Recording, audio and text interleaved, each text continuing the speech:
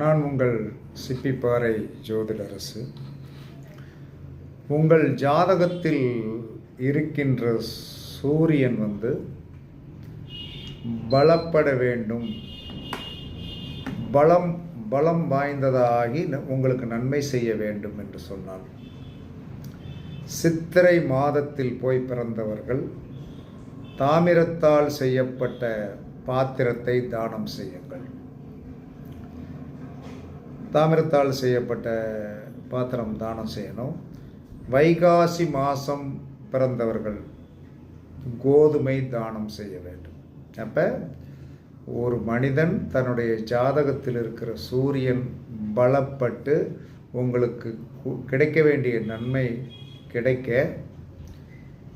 சித்திரை மாதம் பிறந்தவர்கள் தாமிர பாத்திரமும், வைகாசி மாதம் பிறந்தவர்கள் கோதுமை தானமும்